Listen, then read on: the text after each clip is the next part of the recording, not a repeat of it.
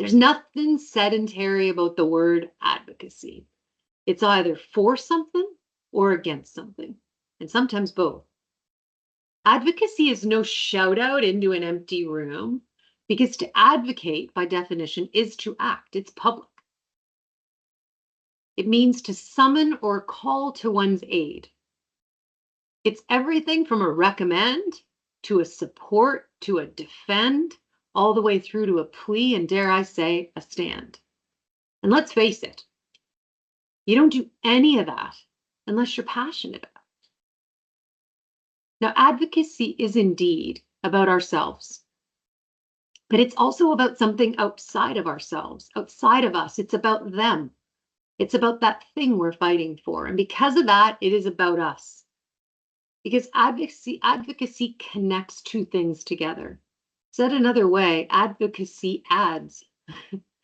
And because of this, we're inextricably bound to the thing we're advocating for, whether it's a person or a cause. And as women, we are advocating every day of our lives for our children, for our families, for our own rights, for other women, and on occasion, even for ourselves. Amen.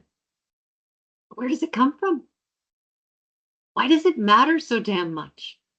And what happens when we do it? And when we don't? What does it teach us? And what does it teach of those that come after us and are around us? And is it really even worth it? What does it feel like to advocate? And what are the consequences of choosing to do it? How do I find in me the courage to advocate? Answers to that and so much more on today's panel. And I now welcome onto the screen a power pack of advocates. Welcome. Welcome, Stephanie. Welcome, Azam. Welcome, Lisa. Now, my passion for women's empowerment is no secret. It's woven into the very fabric of who I am and what I fight for, and as it turns out, who I attract. Now, my fated introduction to Azam Jangrabi came through a male friend who, knowing our shared interest in women and analytics, suggested we meet because, let's face it, like attracts like. So sometimes when I think about advocacy, that big A advocacy, I envision a march, like some kind of standoff and people with weathered faces and clenched fists. I imagine an electricity in the veins and a will that is just unmistakable. And I imagine trailblazers and paths forged for all women. I imagine Azam. Azam is Iranian security analyst. Welcome, welcome. Thank you. She is a global human rights advocate. She's known for her courageous stand as one of the girls of ElleExcel during the Iranian protests against compulsory hijab. In 2018, she made headlines by climbing onto an electricity transformer, if you can believe this, on a street, removing her hijab and waving it as a symbol of defiance. Her peaceful protest led to an arrest, not so peaceful, and a 3-year prison sentence. And fearing that the Iranian government would take away her daughter, Azam was forced to flee her homeland. And with the support of the Canadian government, she and her daughter found refuge in Canada, where she continues to advocate for women's rights and freedom. Advocacy, big A, big A. And we all have energy that announces us before we enter a room or even utter a word. And Azam, well, she burns onto a screen. Her flame is unfailing. It emanates constant heat, the kind of heat that could flame up any moment with passion and emotion, the kind of flame that can't wait to get a word out. And the kind of flame that's with emotion and conviction and both. And damn, does it burn. And Azam, it is my most sincere pleasure to know you, to learn from you, to be inspired by you, to advocate for and alongside of you, and to welcome you to BMO. This September in our data and analytics family. We could not be prouder. Now I gotta know, where in the hell does this inner flame come from?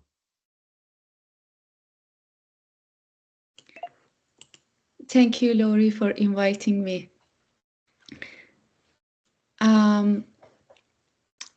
During my divorce, I realized that Iranian women have very few rights.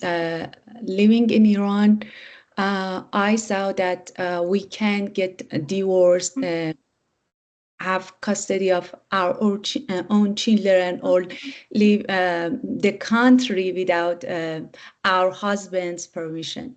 We also don't get any support from the government of Iran. I started to learn more about our society. My father introduced me to a charity that helps me to start, help me to know about people. My father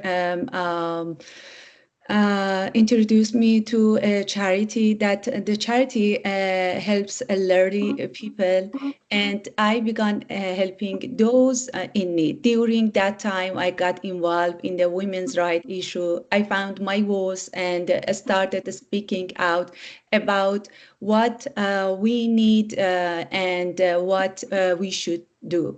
I worked as a women's research institute to help Iranian women, and later I got involved in politics to change law. I saw many vulnerable women who had no support and were under of abuse and pressure. I wanted to help them. With my father's help, we sometimes provide some support, like financial support and therapy, to make things better for them. My father, as a man, always stood by me. I realized that in Iran's particular society, some men like my father support women and want to bring change. I learned a lot from him. His support made me stronger and encouraged me to fight for my rights. My value. He taught me my value and helped me grow. He was my best friend, my support, and a father of my daughter and many other women. He is the reason I am who I am today. I love that it's a man empowering a woman and teaching her about female empowerment. I love that. And thank you for sharing it. In March of this year, I had the pleasure of speaking on a Dialogue Health Women's Health panel, and Dr. Stephanie Moynihan was there, and we spoke together. And Dialogue is a phenomenal integrated health platform. You're going to see a link to it in the chat thread, and it takes proactive wellness and health to very, very new levels. And you know that feeling when you see a woman who quietly steps up to the plate, talk about quiet courage, and she kills it. And you feel this overwhelming sense of admiration and pride for who they are, the fact that they're a woman, and you just want to shout out, "You go, girl." Well, I didn't know Stephanie at the time, but that's actually how I felt. And after she sat down, I spoke to her and I was taking pictures of her slides and jotting down all the notes because what she knew both blew me away, but it also made me really mad. And she taught me that it was time to advocate for my own health care and to advocate for women's wellness differently and more boldly and broadly than I had before. And this was really the start of that advocacy journey for me. So, Stephanie, I wanted to ask you, when we seek care for our own health, we are often given or prescribed drugs or treatment, and we often trust in that care rather blindly, I would say, never really thinking about what led to it being prescribed in the first place. And I recall you're sharing some facts and research around women's health in that session and how women are represented in things like clinical trials. And I wondered if you could educate us on how women are represented. No, absolutely. And, thank you so much for inviting me to this panel. I think we were just as enamored with you on our panel back when we first met you. And so I'm glad to to return the favor. And at the core of it, what I'd like to say is that women's health is women's history. And in order to understand where we are in terms of women's health, it's really important to look at the history of how we got to the point where we are today. And the most shocking thing when we look at how modern medicine was built and how most of the knowledge that we have and how we practice, particularly in Western medicine, it comes from research. It comes from information that we've gathered, that we've studied. And it's only since 1993, which to me is maybe 10 years ago, but it's actually 30 years ago, that we've actually made it mandatory to include women and underrepresented groups in clinical trials and in research. So what this means is that almost everything that we've built in terms of what we know about medicine, about healthcare, was not based on the female body. It was based on male physiology. And the reason we were excluded from these trials was the fear that hormones, for example, would influence how diseases would present. It would influence the treatment. But that's the entire point. They do influence it, and we need to know how and why and what we can do about it. And so all this exclusion did was make it so that we don't know how most diseases will present in 50% of the population. We don't know how our treatments are going to work in 50% of the population. And so this has had significant downstream effects into what we see now as the reality in healthcare, particularly, for example, with cardiovascular disease and diabetes, which are two significant diseases that cause a lot of comorbidity and healthcare costs and decrease in quality of life. And cardiovascular disease, which is the example I'd given at the panel, is one of the most shocking ones, where cardiovascular disease presents differently in men than in women. Not for everybody, but as a rule, that sort of dramatic chest pain radiating down the left arm that we see in movies is a presentation we'll often see in men versus in women. It tends to be more subtle. The symptoms will be more, indigestion, nausea, fatigue, jaw pain, symptoms that will generally kind of get under-recognized, not seen as cardiovascular disease symptoms. So people won't get properly screened, assessed, and treated for heart disease. And even risk factors that we'll see more often in women. So relating to, for example, different issues in pregnancy, relating to menopause, are not seen as indicators of heart disease. And so people also are not screened as often. And so what this means, and one study that really shocked me was showing that 64% of women that died from heart disease had no previous symptoms. And I don't think that's correct. I think they had symptoms and they were not recognized as heart disease symptoms because we don't, we were not trained to recognize those symptoms in medicine. And this is something that really needs to change. And what we see now in the Canadian landscape, for example, is cardiovascular disease is the leading cause of death for Canadian women, with 1 in 3 women that are going to die from heart disease. Even though men are diagnosed twice as often with heart disease, even though they're diagnosed 10 years earlier and live with heart disease much longer than women, they're twice as likely to survive having a first heart attack than women. And these numbers are even more significant when we look at, for example, Indigenous women and certain cultures of women in Canada with the impact of colonization, where the impact of heart disease is even stronger. And it's really unacceptable that we continue on this pathway without trying to level the playing field. This is the part at which, when you spoke last, I just was enraged. Because not only are you not feeling well and you step up to the plate to actually go to the doctor to get counsel and you're reading your body and your symptoms, but the very read on those symptoms are not interpreted because the entire infrastructure behind them is flawed and biased. And we live in that every day where we're mining data and looking at bias within and trying to eradicate it. But the very body in which we live in has a flaw in the way in which it's being diagnosed, and at a very fundamental level that affects not only our wellness but our longevity. And I know that I'm going to stay with you for one moment, but knowing the inherent bias, right, and in how trials are set up, what are the implications for us as women for key health risks like cancer, like neurology, even classic women's issues such as menopause, endometriosis, and autoimmune disease?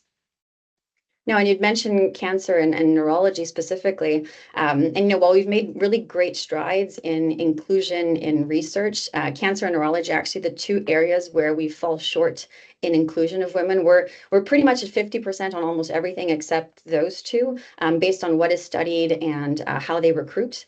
And then other issues such as menopause, endometriosis, autoimmune diseases that either disproportionately, uniquely, or differently affect women. They're underfunded. So they're not seen as important to invest in and research. Without funding, we have no research. So if people aren't interested or not investing in, putting money into these trials, we will not be able to do anything about it. And I remember talking with a colleague who's a psychiatrist in Montreal, and she was working on a research project looking at mood symptoms and mental health disorders associated with menopause. And they were looking at the impact of menopause hormone treatment to help these symptoms.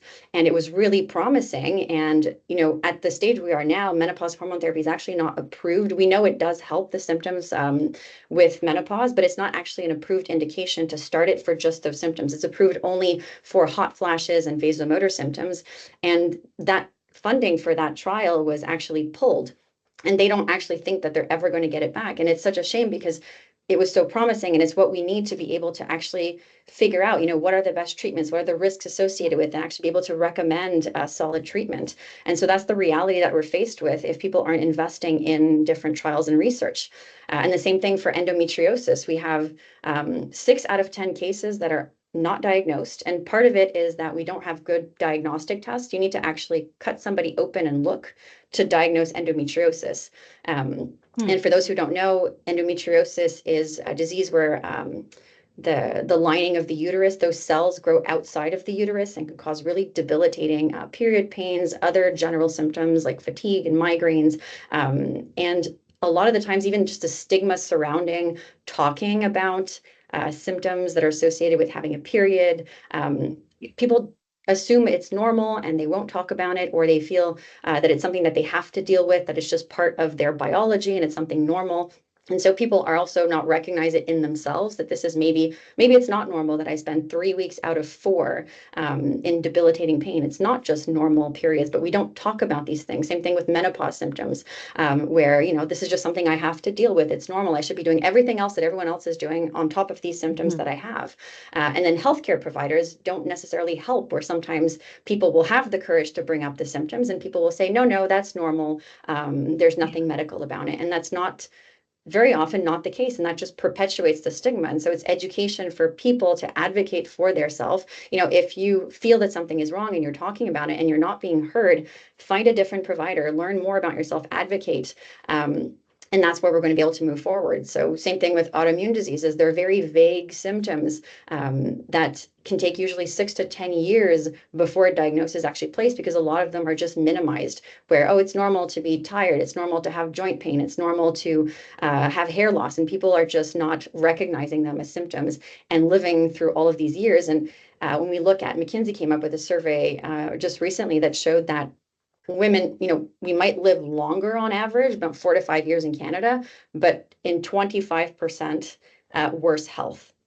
So those years are not healthy years. We spent an average of 9 years, almost a full decade, in poor health. So more chronic diseases, more comorbidity, poor mental health. And even when we look at what we call looking at longevity, so how long you live versus how healthy you live, those additional years are mostly based on premature deaths, for example, that men are more likely to do based on previous risk factors with smoking, that are actually tending to they're leveling off. And so that increase in longevity by 2030 is expected to start reversing. So it's really important right now to take action so that we don't suffer even further in terms of health. Absolutely. And all the more reason to advocate for your care, learn about it, talk about it, dig into it, educate yourself before going to a doctor and in the process of getting treatment, to make sure that you're armored up with the right facts. Now, switching gears for a moment, because so many of us, we are advocating every day at work, actually, for the causes and projects and people we believe in. And often this is running against unpopular tides. For some leaders, like Lisa Milburn, who is BMO's Chief Operating Officer of Legal, Regulatory Compliance and Procurement, you're often on the side choosing stuff that's, let's just say, it's less popular. than what folks are looking for. And to get things done, you need a combination of push and draw. You are at the same time that you're porous and you're also listening. And I've seen and also been on the receiving end of Lisa's superior influencing skills. And I have also bared witness to her advocacy and action for others. And once she reached out to me to ensure that I knew of someone's greatness because they may well get lost in the shuffle of a merger. And she wanted to ensure that that never happened. She was purposeful in ensuring that this happened before year end. So her feedback and about this individual's greatness had the chance to be witnessed and rewarded. And she made sure that that happened. Because in corporate settings, we need advocates like this. We need people with both competence and courage, those who speak up with authority, but who also stick their necks out for others. These diamonds are hard to find, right? But if you meet one, and if you meet Lisa, you will know you found one. And thank you, Lisa, for being with us today, and welcome to ElleExcel. Thanks so much, Lori. Now, tell us, why is advocacy so important to you, and where does this belief come from? I do think advocacy is a passion. And for me, I've always thought of myself a little bit as an underdog. And especially as I went into the working world and developing a career, from my perspective, I grew up in a house of 6 kids, blue collar parents, and not a lot of money. And so it was really an ethic of hard work and support. That was what had me think about who I was, what I could do, what was possible. But also my parents always instilled this belief in me that you can do anything you set your mind to. And so no matter what, your level of income, your level of privilege, your access was, having that inner belief is something that is wired inside of me. And so I've always loved to try new things. Even as a kid, it was whatever my friends were doing. If they were horseback riding, if they were playing hockey instead of ringette, if they were dancing, whatever it was, I always wanted to try it. It was something that I wanted to see, okay, can I do this? And with a real focus on discipline and a competitive edge, it was, how can I really focus on, getting good at something? And I think as I went into my career, you see that just in how important it is to have advocates, whether it's your leader, whether it's positive reinforcement from a feedback perspective, peer-to-peer feedback. It's what motivates. It is what wires people to say, okay, I can do this. I can do more. I can do different things. I can be better. I can grow.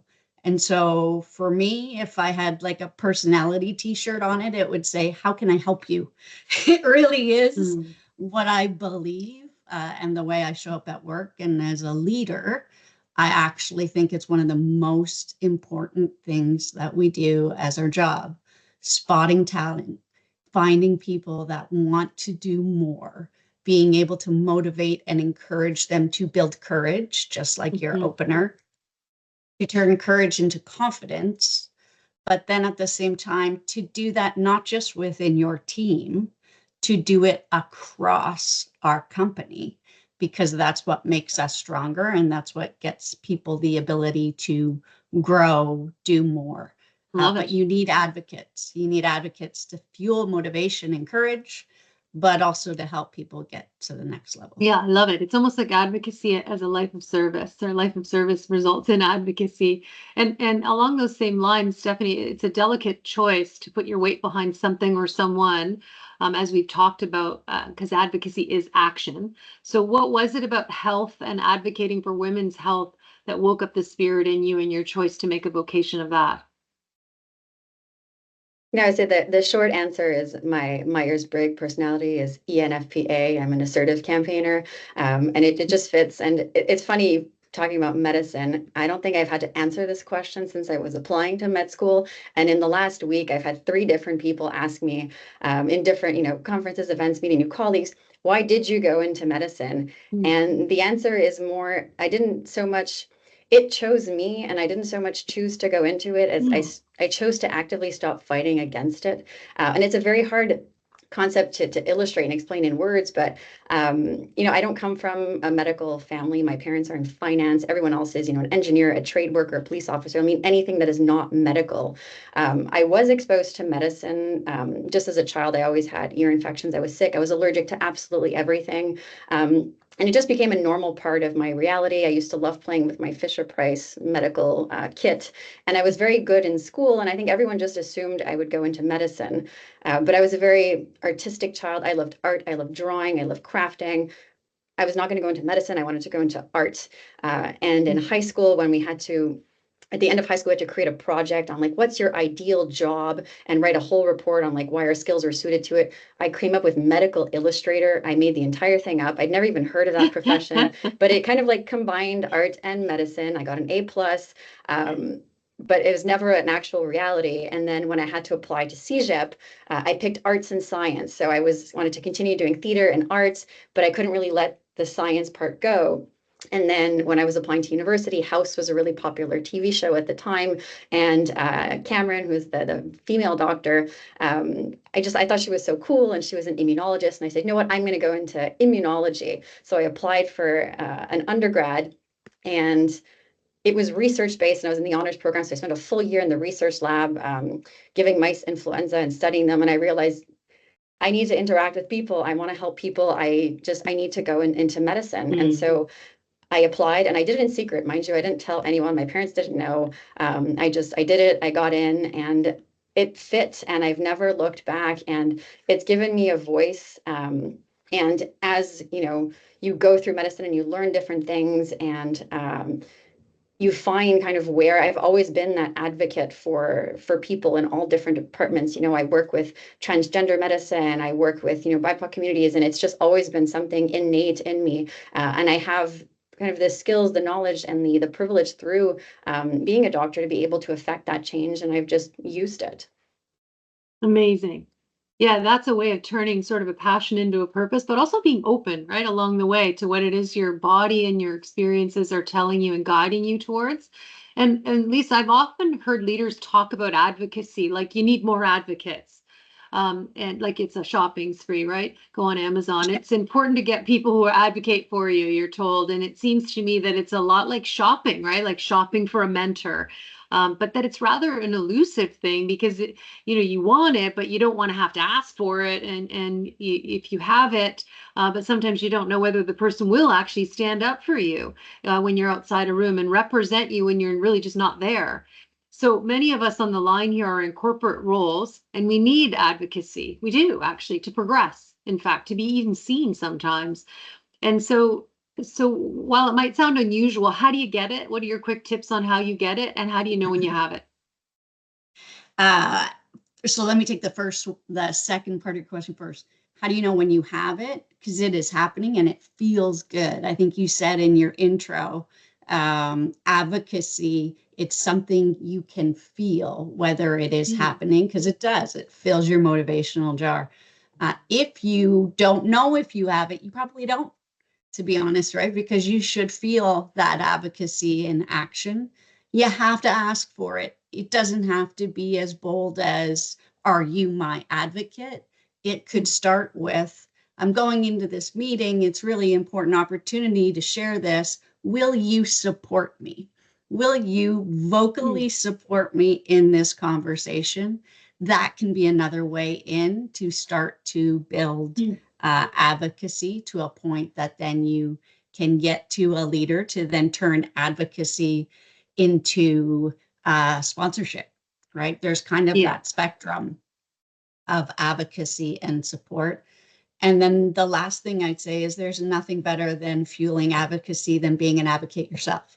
So if you want it for you, who are you doing it for? So role model what advocacy is around your tables and your meetings with your teams, with people, your peers, with people that are in more junior roles, and advocacy will feed more advocacy.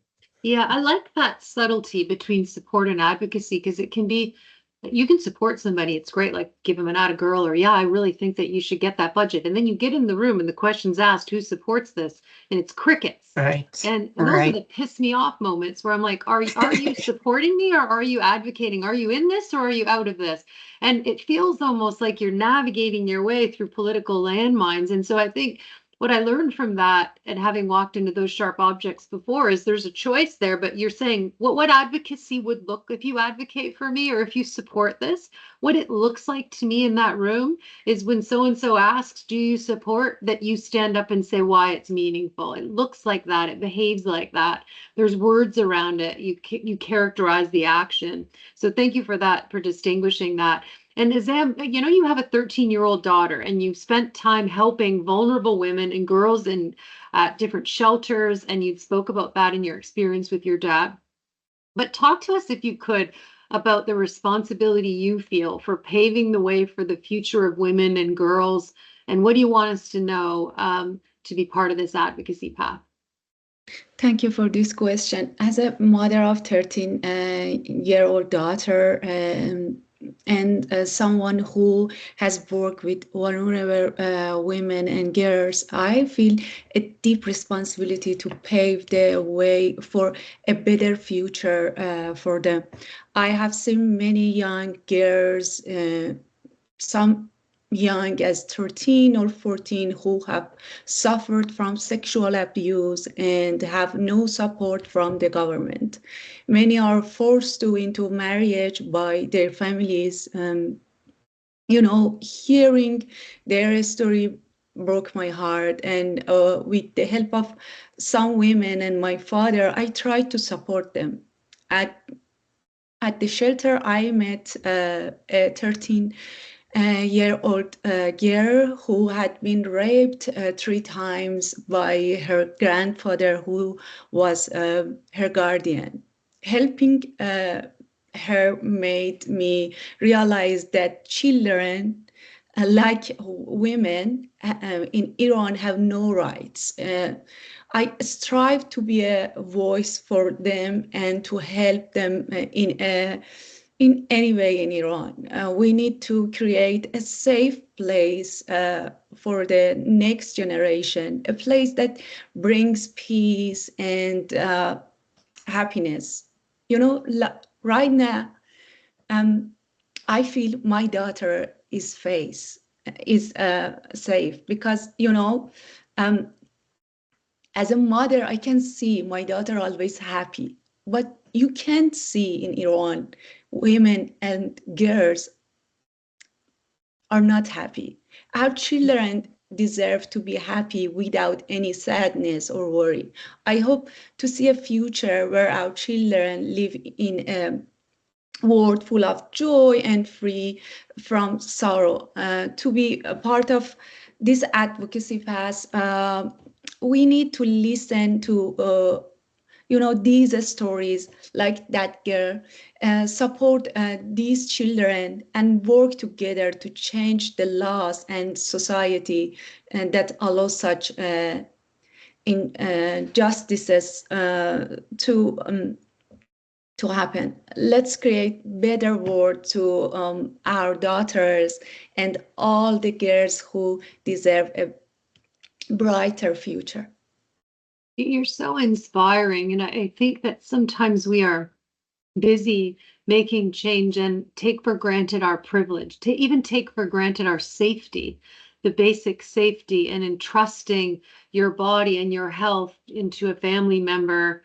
And some of the experiences that you've had and that you share are just like, they're very sobering. And you realize that there in the world, there's such discrepancy of haves and have-nots, and things that are of grave concern, and then others that are of smaller concern. And we forget there's a common thread in it as women, being safe and being safely regarded and being treated fairly.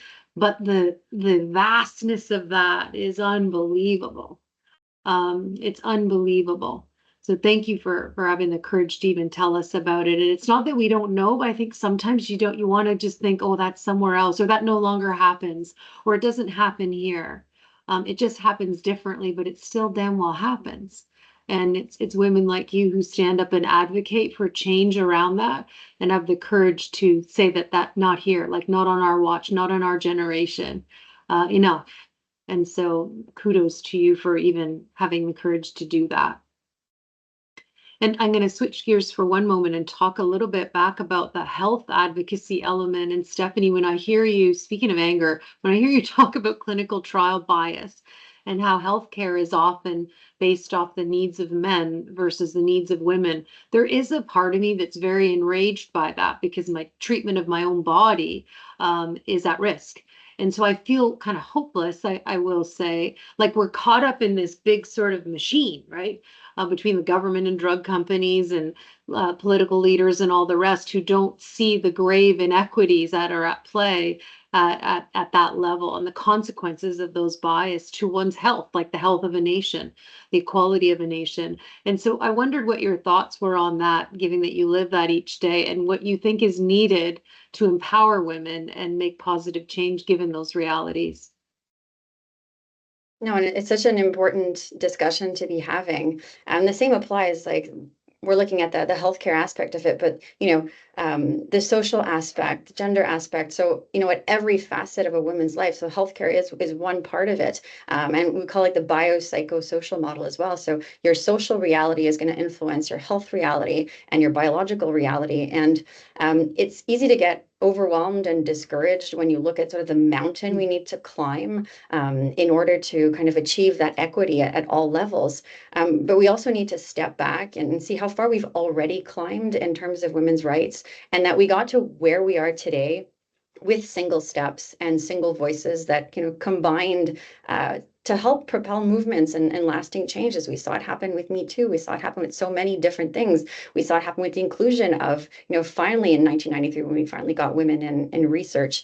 And even if you are one person, you never know who you will reach and what kind of butterfly effect will ensue. And so it's just really important to always keep trying, even if you don't think you're necessarily going to have a huge impact.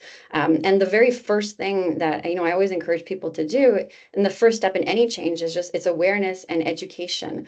And whether that's just sort of learning about your reality so that you can advocate for yourself or for the people around you who might not be able to advocate as well. And this applies to everybody, not just, for example, women advocating for themselves, but, men, non-binary people, allies need to come together with the same message. And this can be, talking to people around you. It can be using your social media. It can be talking to your colleagues and your work environment, your human resources department. Just see sort of what you can do with your skills, your opportunities, whatever types of privilege you might have. What's a small concrete action that you can do to change? So, we're talking about things that are underfunded in research.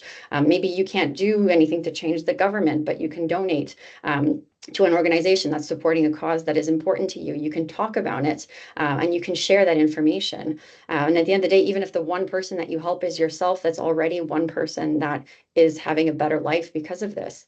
And it's what I find discouraging also is, and you have to be very careful, there's a lot of, good with social media, and there's a lot of bad and disinformation, and a lot of people, particularly in the healthcare sphere, that are preying on this vulnerability that has been, kind of noticed in women who are suffering. And everyone is now a healthcare influencer and an expert in any topic. And so it's very hard to also find who, when you're trying to learn about these things, who are the trusted sources that I'm going to listen to. And sometimes credentials are very helpful, and it's definitely the first step. But what I always warn people is just to see, is this person benefiting from me in some way with the information that they're sharing? There's a lot of fear mongering. There's a lot of preying on the fact that, there's shame surrounding, being a woman, having certain symptoms, menopause, parent shaming that we'll see a lot on different blogs. And a lot of it is coming from sometimes other women, which is really hard to sort of internalize misogyny in that regard. And it's just saying, is someone saying that, everything is all of this, if you're doing this, it's all bad. If you're doing this, it's all good. Everything is toxic. Is it a very black and white thinking? Are they trying to sell me something? Are they benefiting from it? And at the end of the day, that's a major red flag. And so, someone who's actually educating to educate is not benefiting more than just this sharing of knowledge. So, for example, Dr. Jen Gunter, who's a physician who's from Canada, now in the U.S., has written incredible books about, menopause, about your period, in a way that is really just to communicate evidence-based, practical healthcare information. And it's sort of sharing any, good sources of information so that what's normal. And we don't even, like, we're talking about, learning about diseases that you might have, but we're not even talking about learning about the realities of just simply being a woman or having this type of body that's going through things. Awesome. Thank you. Powerful and good advice. And it starts with one, and one is enough. One is enough to start a domino. All the dominoes falling, and it's also enough to start a hell of an echo. Now, through ElleExcel, we've explored the idea of what makes each of us remarkable as a hallmark for self-confidence, a nod to all that we do. And as hard as it is to say in a couple words, what makes you remarkable, Lisa? High empathy. I can tell how a person is feeling just by reading their body language. Oh, I love that. Azam, what makes you remarkable? I think always I want to be a good role model for my daughter, and she has seen I try to be strong always, and I think it is. You're strong. Stephanie, what makes you remarkable? That's always the question, isn't it? Where, women are always kind of trained to see where they're deficient as opposed to where they particularly excel at. And I'm victim of that, even when applying for jobs in the history. But I would just say where I'm remarkable and where everyone is remarkable is that I'm unequivocally with myself, with my skills and my abilities and my voice. And I've recognized how I can use those things to help people and make a positive change in the world. Perfect. Now, Lisa, companies are fickle. Tides change, people and leaders change, and sometimes it feels like you're only as good as your last quarter, your last review, your last project, if you will. And so, have you ever been in a situation where you're advocating for the wrong cause or the wrong person, and what'd you do about that? Yes, and it's gut-wrenching, especially as a highly emotive person, when you realize that, oh my goodness, maybe this person wasn't so deserving of my advocacy, is always tough. And so I have been in that situation. And I'd say not only does it impact how you feel about the situation, it can impact your personal brand too at the same time. And so for me, what I learned from that was that need with advocacy to balance head and heart. So if I lead with my heart, clearly you can all feel that, I think, through the screen, but I have to balance that with the head. What's the facts? What's the evidence you need to see to be comfortable to be a vocal advocate? How do you make sure you have both? But also, how do you make sure that the person you're advocating for is also vested in what they're looking for? Because you can advocate for someone potentially in the wrong direction if it doesn't align with what they want to do, where they want to go, or the type of feedback that they're looking for. And so really making sure that you are witnessing what you need to see to be an advocate, and then having the courage to do it. Lastly, I'd say, and again, time and time, I think women are great at this as well. Listen to your gut. There's sometimes you have warning signs, that spidey sense. If that starts to tingle and go off, that maybe there's questions around my advocacy here. You got to listen to it. And lastly, I just say advocacy needs to be reciprocal, right? If you are advocating for someone and then your advocate comes around to ask you to help pay that forward for someone else in their network, you're hoping that that community of support carries through, that you're then also seeing the power of it to pay it forward. So I kind of think about it all in those sweats. Amazing. I like the trust your gut. My best friend Mel says that to me all the time. As a recovering logician, I'm trying. So the cost of advocacy is them. Now you said in the quote reel, I believe in the power of standing up for what's right, even when it comes at a great personal cost. But the cost that you bore to stand up for women's rights are something that probably very few of us on the line will ever understand or know. You were sentenced to 3 years and spent time in jail. Your daughter was taken away from you. You suffered great, great personal stress and ridicule and were ostracized by those you love, by your country. You were exiled from your country. That the cost, let me just say, of advocacy was just, I mean, it was enormous, right? It's something we don't recognize. So why? Like, why do it? And did you think any of this would happen when you set out to do it? And if you did, would you do it again? Always people ask this question from me. Actually, if I could go back in time, I would do it all again because it was worth it. I was just an ordinary woman who, didn't know her rights. One day I decided to change my life because of my daughter. I wanted to be a good role model for her. It was a very difficult decision. I lost most of my friends. I tried to learn more and stay active. I became lonely because most of my friends and also some of my family were scared of the Iranian government because because of me, they under lots of pressure from the government of Iran. So I had to flee Iran without any family or support. I had to start from my life from exactly zero in a new place where, I didn't know English at all. But I managed to change my circle, find new friends, and build my life here.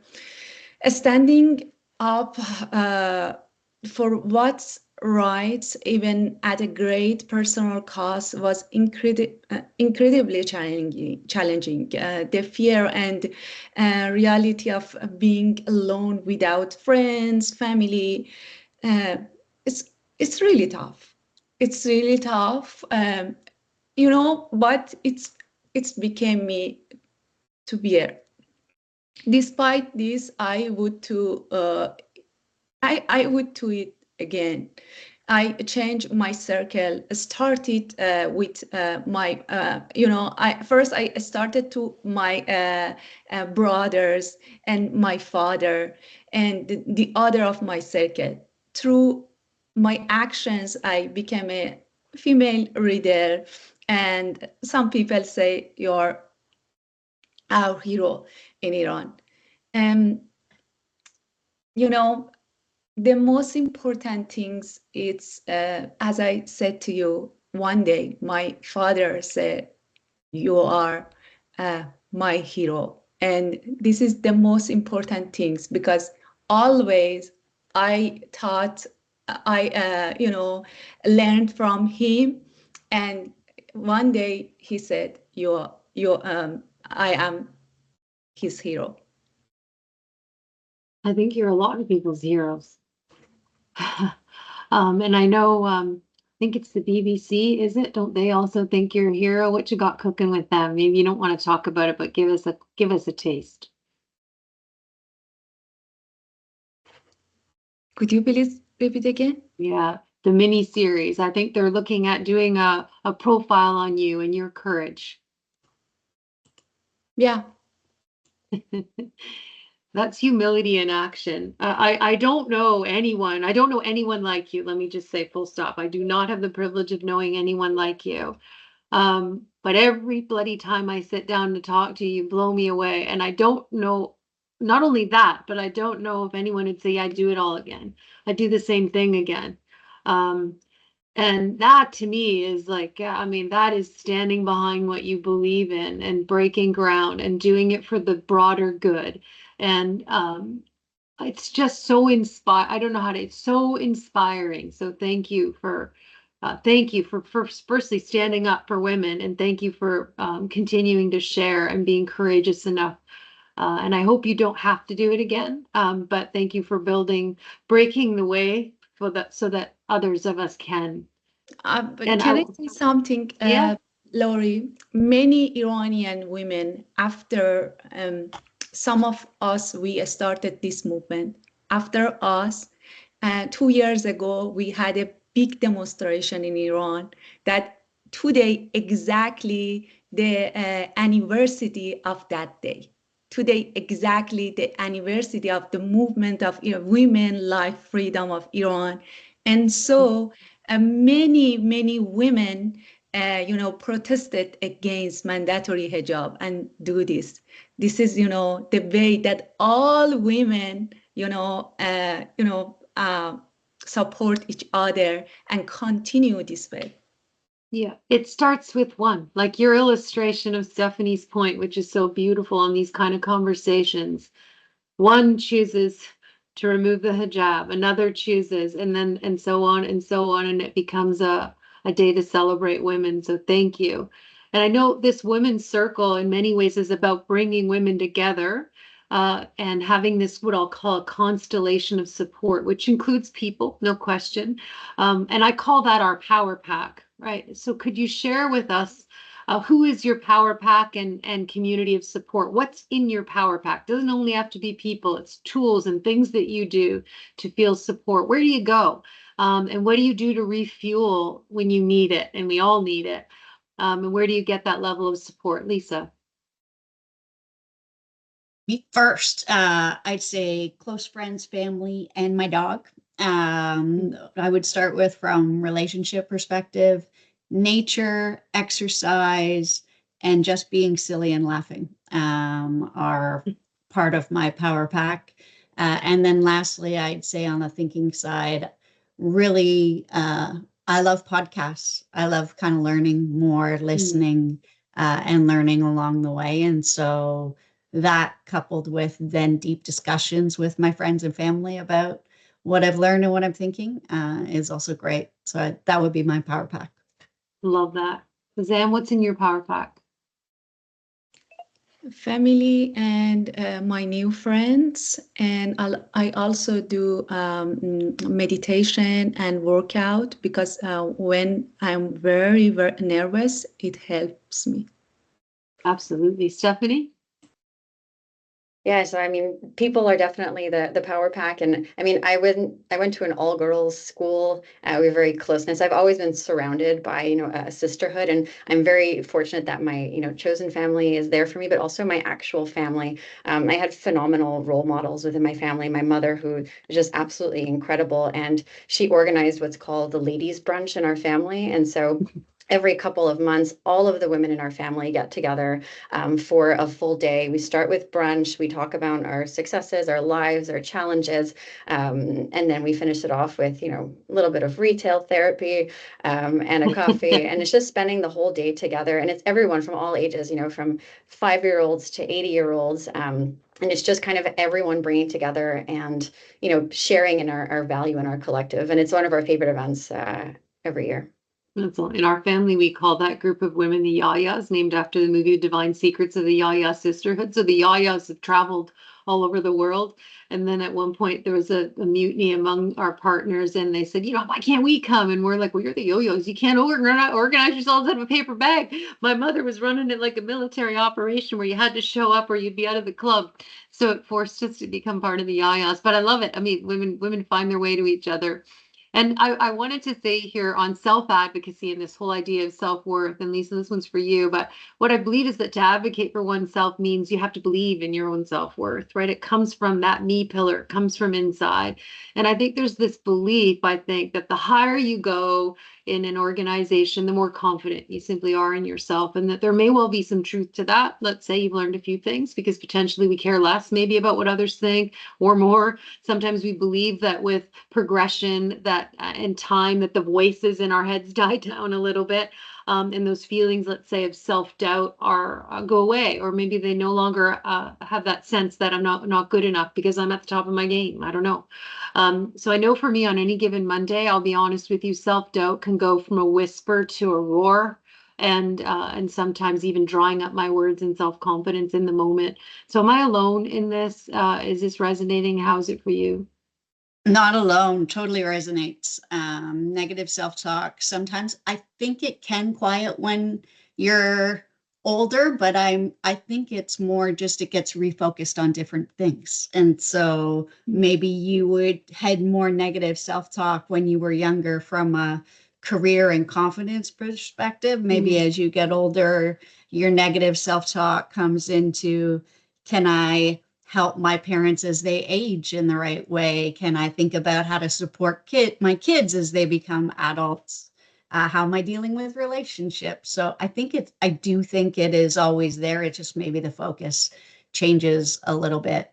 What I work on myself, because this has been one of my challenges for sure, is I try to actually take my inner voice and then use my outer voice to say something positive.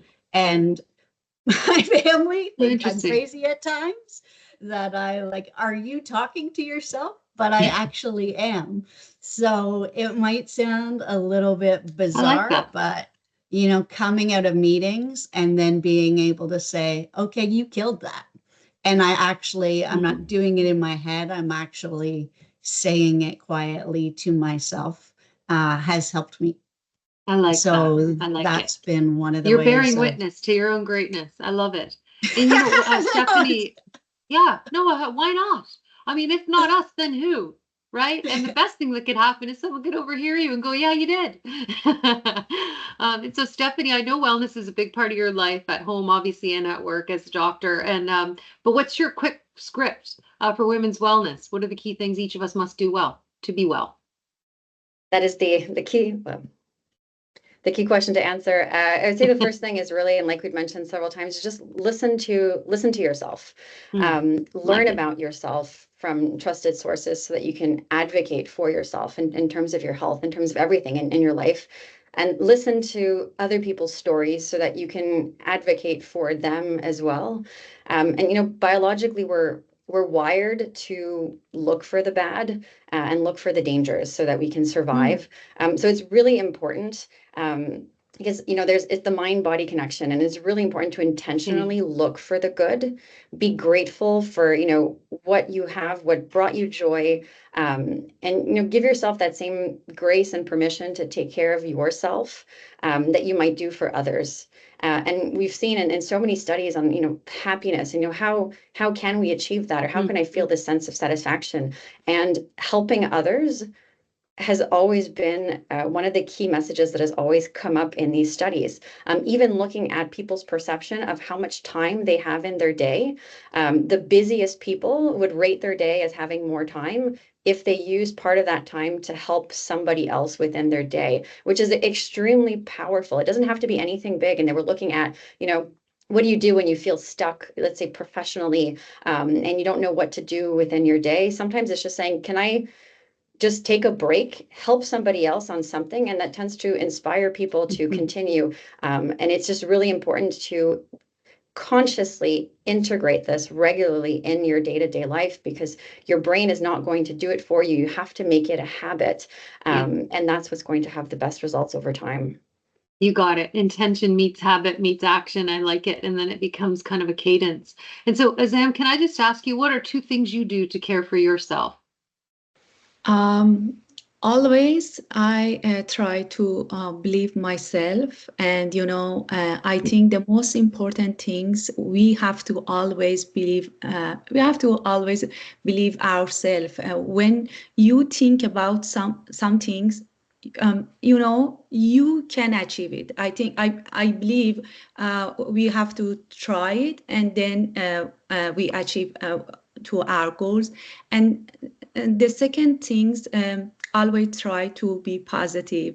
And when I have lots of challenges, I try to change the environment with dancing, listening to happy music, pop music, and dance. Just dancing to change the environment and show my daughter I'm very good, I'm very well, and there is no matter here. Just be yourself and be happy. Sometimes life has down and up, and we have to accept everything, and so we have to be positive. Yeah, The dancer, you draw out the dancer from within. I like it. And Lisa, what are 2 things you do to care for yourself? Similar themes: happiness, what's making me happy versus how do I make everybody else happy, has been a big focus for me right now, and making sure that I'm spending time to do that, to actually live life. It's amazing how time can fly by, and you realize, oh my goodness, what did I do for myself? So those are the 2 things that I work on right now. Love it. All right. And now to all of you in this order, I'm going to say for women to excel, what do you think we need to stop doing and start doing? Lisa, what do we need to stop doing and start doing? Stop talking about advocacy and do it. That I would love be- that. So that's a wrap. Yeah. Zam, what do we need to start doing and stop doing? I think women needs to stop doubting themselves and start believing their abilities. Like it. Stephanie? Yeah, I would say stop getting in your own way and start taking up space in the world. Oh, I love that. You guys have great answers. We can write a book. All right. Now, I wanted to just thank you. I feel more empowered already. I will just say I feel courageous. There's a layer of hope, but also like a healthy skepticism about what are all the things, the dragons we need to wrangle in order to get this in order. And thank you for each of your own individual courageousness. Thank you for being courageous on behalf of the collective and those on the screen. I hope as you settle into this next segment, you're going to have the chance to read the chat thread. It's blowing up. There's a lot of love out there for all of you and support for the courage you've shown, for the lessons you've taught us. So please take a chance to read it. And now I'm going to take this whole notion of sort of inner wellness and give us some tools on how it is that we care for ourselves.